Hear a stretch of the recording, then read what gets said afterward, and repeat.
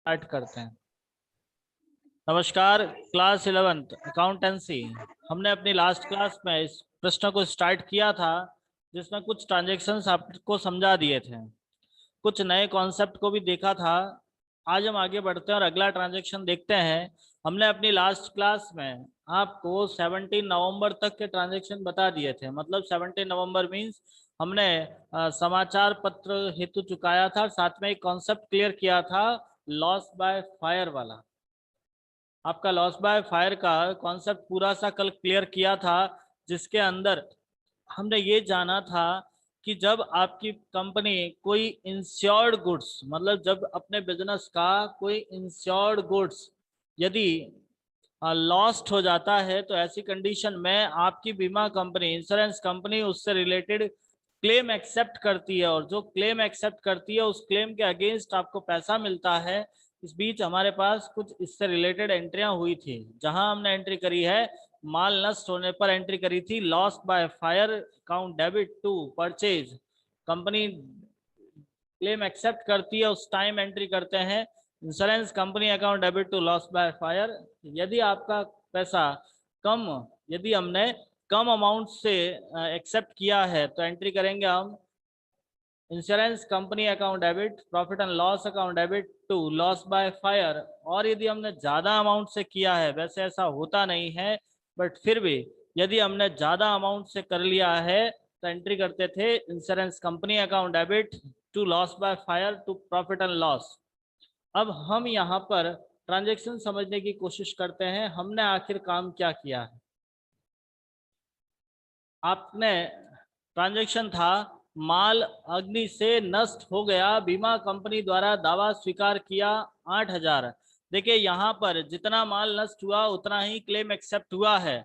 आप चाहो तो इससे रिलेटेड 2 एंट्रियां करो, आप चाहो तो 1 एंट्री करो। 1 एंट्री उस कंडीशन में होती है जब आपके ट्रांजैक्शन दोनों सेम डेट होने चाहिए। वैसे तो ये दोनों सेम डेट है बट फिर भी हम इसको थोड़ा अलग अलग करके एंट्री समझने की कोशिश करेंगे। दिसंबर 20 लिखेंगे, दिसंबर 20 loss by fire account debit to purchase. Amount है आपका 8,000 रुपए। नरेशन में लिखोगे आप being goods lost by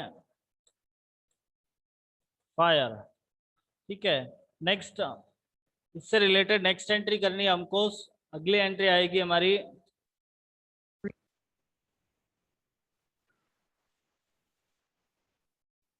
insurance company आपका क्लेम एक्सेप्ट कर रही है। क्लेम एक्सेप्ट करने के लिए आप एंट्री करोगे सेम डेट दिसंबर 20 को आप एंट्री करोगे insurance company account debit to loss by fire. तो आप इन दोनों की जगह एक एंट्री भी कर सकते थे, insurance company account debit to purchase. ये एंट्री भी हो सकती थी लेकिन हमने इसको थोड़ा सा अलग अलग करके ही समझा है। Any doubt? दोनों एंट्रियां समझ में आ गई? नरेशन लिखोगे आप being claim accepted by insurance company. Claim accepted by insurance company, आपकी कंपनी ने क्लेम एक्सेप्ट कर दिया है। Next, any doubt? दोनों एंट्रियां समझ में आ गई? अगला ट्रांजैक्शन देखते हैं। नेक्स्ट ट्रांजैक्शन आपको लिखा है गजेंद्र को माल लौटाया। आप देखोगे पहले गजेंद्र से माल खरीदा था, अब लौटा रहे हैं, मतलब खरीदा हुआ माल वापस जा रहा है। जब खरीदा हुआ माल वापस जाता है तो उसे बोलते हैं परचेज रिटर्न। हमने माल लौटाया है, मतलब हम परचेज रिटर्न कर रहे हैं। दिसंबर 21 नरेशन में लिखे एंट्री करेंगे दिसंबर 21 हम माल लौटा रहे हैं। किसको लौटा रहे हैं? गजेंद्र को। तो हमारी एंट्री हो गई गजेंद्र अकाउंट डेबिट। पहला अकाउंट ट्रांस इफेक्ट होगा गजेंद्र, क्योंकि आपका गजेंद्र रिसीवर है, पाने वाला है। एंट्री करेंगे हम Gajendra account debit to purchase return. Purchase return माल जा रहा है और जो वस्तु व्यापार से जाती है उसे क्रेडिट करते हैं। एंट्री हो गई Gajendra account debit to purchase return. आपका अमाउंट है 5,000 रुपये। हमारा अमाउंट हो गया 5,000 रुपीज। नरेशन लिखोगे, इसका नरेशन लिखोगे बीइंग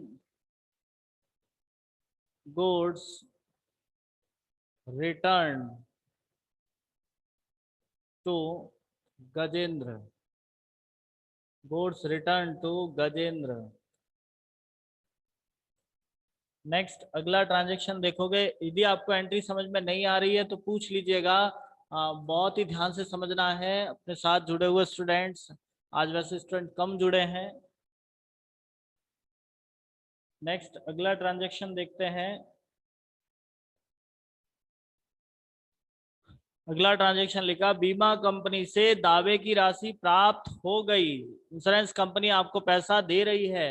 जैसे इंश्योरेंस कंपनी आपको पैसा देगी, हमारे पास कैश रिसीव होगा। वैसे इंश्योरेंस कंपनी एक पर्सनल अकाउंट होता है, क्योंकि कंपनी कंपनी का कोई ना कोई नाम होगा। यहाँ भले ही नाम नहीं दे रखा है, फिर भी कंपनियां एक पर्सनल अकाउंट होता है, इसीलिए आपको इसको एज ए पर्सनल अकाउंट के रूल्स के हिसाब से हम देखते हैं कि हमारे पास पैसा आ रहा है। देने वाली आपकी कंपनी है, डेट है आपके पास 23 दिसंबर। हम एंट्री करेंगे दिसंबर 23, कैश अकाउंट डेबिट। एंट्री हो गई cash account debit because we are receiving the cash. Cash receive हो रहा है to insurance company. Insurance company आपको पैसा देने वाली है, इसीलिए आपको इसको डेबिट क्रेडिट करना है। अमाउंट है आपके पास में 8,000 रुपये, क्योंकि कंपनी ने 8,000 का दावा स्वीकार किया था तो 8,000 ही रिसीव होगा। हम नरेशन में लिखेंगे being amount of claim received from insurance company. हमने इंश्योरेंस कंपनी से क्लेम का अमाउंट रिसीव कर दिया, इसके लिए हमने नरेशन लिखा being amount of claim received from insurance company. Next अगला ट्रांजैक्शन देखते हैं। अगला ट्रांजैक्शन देखोगे आप। ये एंट्री समझ में आ गई? यस या नो? बेटा जवाब दीजिए फटाफट। Yes sir. Very nice. Next आगे बढ़ते हैं। अगला ट्रांजैक्शन है बद्री को 40,000 रुपए का नकद माल बेचा, जिस पर 5% व्यापारिक बट्टा दिया, 10% नकद बट्टा दिया। देखो पहली बात, बद्री को 40,000 का नकद माल बेचा है। नकद बेचा है मतलब बद्री से अपने कोई मतलब नहीं है। तो पहला अकाउंट होगा इसमें कैश, एक आएगा आपका सेल्स, एक आएगा डिस्काउंट। क्योंकि यहाँ पे आपके पास दोनों टाइप का डिस्काउंट है, कैश डिस्काउंट भी है और ट्रेड डिस्काउंट भी है। लेकिन हम यहाँ पे कैश डिस्काउंट भी देंगे और ट्रेड डिस्काउंट भी देंगे। ट्रेड डिस्काउंट तो वैसे दोनों पे दिया जाता है, चाहे वो ट्रांजैक्शन कैश हो या क्रेडिट हो, आपका ट्रेड डिस्काउंट तो देना ही होता है। लेकिन कैश डिस्काउंट कैश की कंडीशन में देते हैं। हम यहाँ देख पा रहे हैं हमने माल बेचा है। जब भी हम माल बेचते हैं तो हमको पैसा रिसीव होता है। When we are selling the goods, then cash is receiving. जब भी हम माल बेचेंगे हमें कैश रिसीव होगा। So cash is a real account and here cash is receiving, so it is debited. Cash आपका रियल अकाउंट होता है और यहाँ रिसीव हो रहा है, इसलिए आपको डेबिट करना है 24 दिसंबर को। हम यहाँ डेट डालेंगे दिसंबर 24। एंट्री हो गई कैश अकाउंट डेबिट। अब डिस्काउंट की बात करते हैं। When we are receiving the cash then discount is expenses. जब भी हम कैश रिसीव करते हैं उस टाइम डिस्काउंट आपका खर्चा होता है, लॉस होता है। सो it is debited. Discount account debit, हमने इसका कॉन्सेप्ट समझा था। जब भी आप कैश रिसीव करते हो उस टाइम डिस्काउंट आपका लॉस होता है और सारे ही लॉस डेबिट करने हैं, इसीलिए आपको डिस्काउंट को डेबिट करना होगा। Next, we are selling the goods, so sales here credited। हम यहाँ पे माल बेच रहे हैं, और जब हम माल बेच रहे हैं तो आपका माल यहाँ से जा रहा है। Sales is a real account and rules of real account is debit which comes in, credit which goes out. So goods is going, so it is credited here. मतलब हमारा माल जा रहा है, इसीलिए आप यहाँ पे सेल्स को क्रेडिट करोगे। एंट्री समझ में आ गई? तो हम इसका अमाउंट फिलअप करते हैं। एंट्री में कोई डाउट? कैश डेबिट क्यों हुआ? क्योंकि कैश रिसीव हो रहा है। डिस्काउंट डेबिट क्यों हुआ? क्योंकि डिस्काउंट लॉस है। और सेल्स क्रेडिट क्यों हुआ? क्योंकि माल जा रहा है। Any doubt? इसमें कोई डाउट है? बेटा फटाफट नो बोलिएगा। सर। चलिए नरेशन लिखेंगे। बीइंग गुड्स सोल्ड टू, या डायरेक्ट लिख दो, being goods sold and discount allowed, and discount allowed, discount allowed, जिसमें आपके दोनों डिस्काउंट आ गए। अब यहाँ इसका अमाउंट देखते हैं। देखिए आपने टोटली कितने में माल बेचा है, कितना माल था? तो आपके पास माल था 40,000 का। 40,000 का 10% आपका ट्रेड डिस्काउंट है। सबसे पहले trade discount, sorry 5% trade discount है। 40,000 का 5% ट्रेड डिस्काउंट है, तो ट्रेड डिस्काउंट पहले निकला जाता है। याद रखिएगा, we have to calculate trade discount before cash discount. हमें कैश डिस्काउंट से पहले ट्रेड डिस्काउंट कैलकुलेट करना है। हम इसका कैलकुलेशन करते हैं। 2 जीरो से 2 जीरो गए, ये आपका वैल्यू आ गया 2000। तो सबसे पहले आपको 40,000 में से ट्रेड डिस्काउंट लेस करना है, means remaining amount is 38,000. First of all, we have to calculate the trade discount. Trade discount is 5% and total value of sales is 40,000. So our trade discount is 2,000. मतलब हमारे को सबसे पहले trade discount calculate करना है। 40,000 का 2%, 5% हमने trade discount निकाला, का वैल्यू हो गया 2,000, जिसको आप लेस करोगे। मतलब पहला स्टेप याद रखना, ट्रेड डिस्काउंट लेस करना है। आपका वैल्यू बन गया 38,000। ये जो सेल्स है वो हो गई 38,000 की। सेल्स का वैल्यू आ गया 38,000। Any doubt? अब आपके पास कैश डिस्काउंट है 10%, तो 38 का 10%, मतलब जितना पैसा आपने कैश रिसीव किया है उसका कैश डिस्काउंट दिया जाता है। और यहाँ आपने पूरा पैसा कैश रिसीव कर लिया, यहाँ आपने पूरा पैसा कैश रिसीव कर लिया, इसीलिए हम 38,000 का 10% कैश डिस्काउंट कैलकुलेट करेंगे।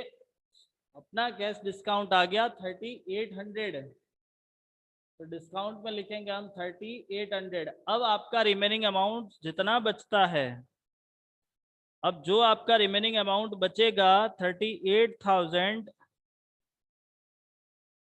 38,000 माइनस करोगे 3800, पीछे बच गया 34,200 जो आपका कैश होगा। Any doubt? समझ में आ गया ये? Yes sir. पक्का? कोई डाउट तो नहीं है? अमाउंट तीनों समझ में आ गए कैसे निकालने हैं? पायल जी, जो जो जुड़े हुए हैं अपने साथ में, सबको समझ में आया है? बेटा हाया यस ना कर। सर। क्या ट्रांजेक्शन देखो बेटा, ऑडियो बंद कर लीजिए, जरूरत करो।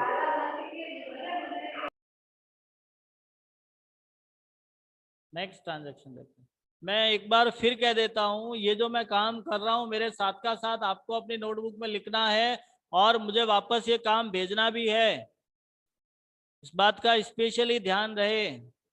बेटा जो काम कर रहे हो उसको आपको करके सेंड करना है। नेक्स्ट आगे वाला ट्रांजेक्शन देखते हैं। अगला ट्रांजेक्शन है आपका, एक कर्मचारी द्वारा 6,000 रुपए का माल व 4,000 रुपए नकद चुरा लिए। आपके यहाँ से माल व पैसा चुरा लिया है। मुझे एक बात बताओ, जब आपके यहाँ से कोई चोरी हो जाती है तो आपको प्रॉफिट होगा या लॉस होगा? लॉस। लॉस होगा। Very nice. तो हम यहाँ पे एंट्री करेंगे 27 दिसंबर की, दिसंबर 27 लॉस बाय थेफ्ट।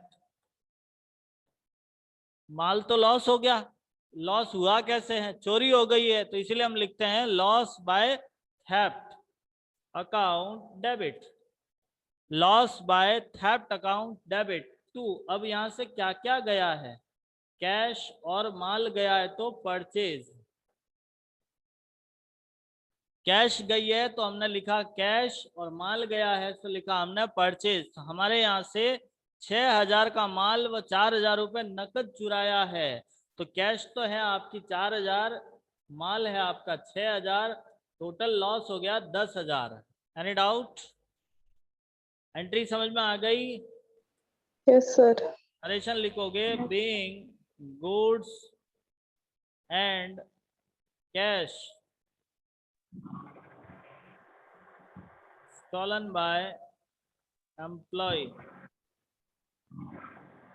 मतलब चोरी कर दिया गया, ठीक है, या खो गया, जो भी स्थिति है। नेक्स्ट, आगे का ट्रांजैक्शन देखते हैं। नेक्स्ट आगे लिखा है आपका वेतन चुकाया, सैलरी पेड किया है 20,000 रुपए 31 दिसंबर को। सैलरी हमारे लिए लॉस होती है, खर्चा होता है, इसलिए हम इसको डेबिट करेंगे। एंट्री करते हैं अपन 31 दिसंबर, दिसंबर 31 दिसंबर को आप एंट्री करोगे। Salary account debit to cash account, salary account debit to cash account. हमारे यहाँ से एंट्री हो गई, हम नरेशन लिखेंगे being salary paid, being salary paid, amount आपका आ गया 20,000। और ये सवाल आपका यहाँ पे कंप्लीट होता है। आप इसको लिखोगे, साथ का साथ समझोगे, जहाँ समझ नहीं आ रहा है वहाँ पूछोगे, ठीक है। अमाउंट लिखना है आपको 20,000। ये आपका सवाल कंप्लीट हो गया है। Any doubt? वैसे सवाल काफ़ी बड़ा था, तो यहाँ पे एक जूम इन करके भी नहीं समझ दिखेगा इतना सारा तो, लेकिन फिर भी आई होप आपने साथ का साथ लिख दिया होगा, तो अभी इतनी समस्या आपको नहीं आएगी। ये सारी एंट्री हमने कर दी है, बड़े ही ध्यान से समझने की कोशिश कीजिएगा, देख लीजिएगा। क्लियर? कोई डाउट? नेक्स्ट अगला सवाल देखते हैं। बड़ा प्रश्न है, बड़े ही ध्यान से समझना है प्रश्न में क्या लिखा है। देखो, एक ऐसा टॉपिक है ये जिसमें जितनी ज़्यादा प्रैक्टिस करोगे ना उतना आपको जल्दी समझ आएगा। ये जो चैप्टर है, जो आपका अकाउंटिंग का जो लेजर है, जर्नल है, जर्नल के बाद भले ही हम लेजर स्टार्ट करेंगे, लेकिन यहाँ आपको प्रैक्टिस खूब करनी पड़ती है। जितनी प्रैक्टिस करोगे उतना आप लोगों के लिए बेनिफिट है। अगला प्रश्न ट्राई करते हैं, अच्छा प्रश्न है, देखते हैं। पहला प्रश्न लिखा, पहला टॉपिक लिखा, जुलाई 2016 स्टेट बैंक में एक खाता खोला। जैसे ही हम बैंक में खाता खोलते हैं, पहले तो हम यहाँ पे एक फॉर्मेट बना लेते हैं जर्नल का। ऊपर लिखोगे जर्नल, ठीक है, इसका एक फॉर्मेट तैयार करते हैं। बेटा प्रैक्टिस आपको करना है, जितना आप प्रैक्टिस करोगे उतना आप लोगों के लिए बेनिफिट है। मेहनत आपको करनी है, हम सिर्फ आपको बता सकते हैं, समझा सकते हैं, आखिर काम आपको करना पड़ेगा, ठीक है। ये इसका फॉर्मेट है, डेट आप मेरे साथ का साथ बना लीजिए, साथ का साथ उतार लीजिए, फिर जितना काम मेरे साथ करोगे उतना आप लोगों के लिए बेनिफिट है। ताकि ये सारा क्लास वर्क है, और क्लास वर्क क्लास में ही किया जाता है, ताकि आपको इजीली समझ आए। क्लास वर्क जब क्लास में पूरा करोगे तो आप लोगों को इजीली समझ में आएगा। आया समझ में?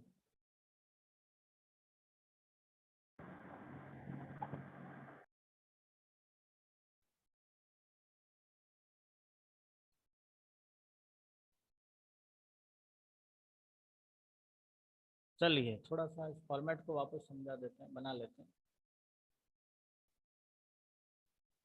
बड़े ही ध्यान से समझना है आपको। वैसे आप जर्नल का फॉर्मेट बनाना सीख गए होंगे। चलो अब हम इसको थोड़ा सा कंप्लीट करते हैं। सबसे पहले यहाँ पे लिखेंगे डेट, फिर हमारा कॉलम आता है पर्टिकुलर्स, फिर आता है आपका एल एफ। एल एफ का मतलब क्या होता है? Ledger folio. क्या होता है? Ledger folio. Very nice. LF का मतलब होगा लेजर फोलियो। चलिए अपना फर्स्ट ट्रांजेक्शन देखते हैं। स्टेट बैंक में खाता खोला। देखो बेटा, जब भी हम बैंक में खाता खोलते हैं, जब भी बैंक में खाता खोलते हैं, हमारे पास दो अकाउंट इफेक्ट होते हैं। एक तो होता है बैंक और एक होता है कैश। बैंक आपका पर्सनल अकाउंट है, कैश आपका रियल अकाउंट है। बैंक में हम खाता खोलते हैं मतलब बैंक में हमको पैसा जमा कराना है, और जब हम बैंक में पैसा जमा कराते हैं तो बैंक पाने वाली हो जाती है। हम एंट्री करेंगे जुलाई 2016, 1 जुलाई को एंट्री होगी हमारी। लिखेंगे हम 2016 जुलाई 1 बैंक अकाउंट डेबिट, क्योंकि यहाँ हमारी बैंक पाने वाली है, हमारे बैंक में पैसा जमा हो रहा है। और जब भी बैंक में पैसा जमा होता है हम डेबिट करते हैं बैंक अकाउंट। हमने एंट्री की bank account debit to cash account, हमारे बिजनेस से कैश जा रही है तो एंट्री हो जाती है bank account debit to cash account. आपका अमाउंट होगा 75,000। हम यहाँ पे 75,000 से एंट्री करेंगे। नरेशन लिखोगे, being a bank account opened in SBI। आपने बैंक SBI में एक बैंक अकाउंट ओपन कर दिया, ये आपकी पहली entry complete. Any doubt? Second transaction देखो, प्रश्न को अभी समझना है। जैसे आपने पिछला प्रश्न देखा था, यहाँ कुछ प्रश्नों का लेवल बदल रहा है। मनमोहन से 10% व्यापारिक बट्टा तथा 2% नकद बट्टे पर 40,000 सूची मूल्य का माल खरीदा। आपने माल खरीदा है जहां आपके पास trade discount and cash discount दोनों है। देखिएगा, जब तक आप कैश पेमेंट नहीं करते तब तक आपको कैश डिस्काउंट नहीं मिलेगा, लेकिन यदि आपने कैश पेमेंट किया है तो आपको कैश डिस्काउंट जरूर मिलेगा। नेक्स्ट आगे लिखा है 60% राशि का भुगतान तुरंत चेक द्वारा किया गया। मतलब आप 60% पेमेंट चेक से कर रहे हो। बट अब इसमें सबसे पहले हमें देखना है कौन कौन से खाते इफेक्टिव होंगे। तो पहला अकाउंट होगा आपका परचेज। पहला अकाउंट कौन सा हो रहा है? Purchase. First account is affecting purchase. पहला अकाउंट होगा हमारा परचेज। फिर आप देखोगे 60% चेक से किया है। चेक से किया मतलब बैंक। भाई चेक से पेमेंट करते ही बैंक, क्योंकि हम यहाँ पेमेंट कर रहे हैं, पैसा रिसीव नहीं हो रहा है, पेमेंट हम पैसा दे रहे हैं। और जब भी हम पैसा देते हैं और चेक से पेमेंट करते हैं तो हमारे लिए बैंक अकाउंट ही इफेक्टिव होता है। नेक्स्ट, अब हम बात करते हैं डिस्काउंट की। सॉरी, पहले हम बात करते हैं टोटल पेमेंट 100% होता है, जिसका 60% ही कैश आया है। बैंक से तो आप 60% ही दे रहे हो, तो 40% अभी भी उधार है। उधार है मतलब आपका नाम आएगा मनमोहन। जब आपका पूरा पैसा कैश नहीं आया है, पूरा पैसा आपने चेक से नहीं दिया है, कुछ पैसा बाकी है, इसका मतलब आपका मनमोहन भी इफेक्टिव होगा। अब बात करते हैं डिस्काउंट की। तो ट्रेड डिस्काउंट की तो कोई एंट्री होती ही नहीं है, कैश डिस्काउंट की जरूर होती है। और कैश भी आ गया है तो डिस्काउंट भी आएगा, हमारे पास डिस्काउंट भी आएगा। तो अब हम इसकी एंट्री करते हैं। जनरल एंट्री कैसे करेंगे? आपके पास जुलाई 2, 2 जुलाई को एंट्री होगी हमारी, जुलाई 2। सबसे पहले हम लिखेंगे purchase account debit, because we are purchasing the goods and goods is a real account and goods is coming. हम देख रहे हैं माल आ रहा है। जैसे ही माल आ रहा है, जो वस्तु व्यापार में आती है उसे डेबिट करो। When we are purchasing the goods then goods is coming and goods is real account and rules of real account is debit which comes in, credit which goes out। तो सिंपल सा rules है, आप जब माल खरीद रहे हो, माल आ रहा है, इसका मतलब आपको डेबिट करना है। अब इसके साथ इफेक्ट हुए दूसरे अकाउंट की नेचर समझते हैं। सेकंड पॉइंट आता है बैंक। जस्ट हमने माल खरीदा है, इट मींस हम बैंक से पेमेंट कर रहे हैं, मतलब आपकी बैंक देने वाली है, बैंक से पैसा जा रहा है, बैंक देने वाली है। Bank is a personal account and rules of personal account is between receiver are debit, giver are credit. Now bank is giver because we are payment, हम पेमेंट कर रहे हैं, यहाँ से हमारा पेमेंट जा रहा है, our check is gone, so our entry is purchase account debit to bank to Manmohan. हम मनमोहन को भी क्रेडिट करेंगे क्योंकि हमने मनमोहन से माल खरीदा, मतलब मनमोहन हमारे लिए क्रेडिटर्स है, वो हमारी लाइबिलिटी है, या हम कह सकते हैं कि वो हमारे लिए देने वाला है। जब वो देने वाला है इसलिए आपको उसको क्रेडिट करना है। एक बात आपने पहले ही समझ रखी है कि जब भी हम पेमेंट करते हैं, पैसा देते हैं, उस टाइम आपका डिस्काउंट इनकम होगा। इस टाइम हमको डिस्काउंट इनकम होती है, इसलिए आपको क्रेडिट लिखना है। तो एक सिंपल सी एंट्री बनी हमारी, purchase account debit to bank to Manmohan to discount. Entry समझ में आई? यस या नो? Yes sir. क्लियर है? कोई डाउट नहीं?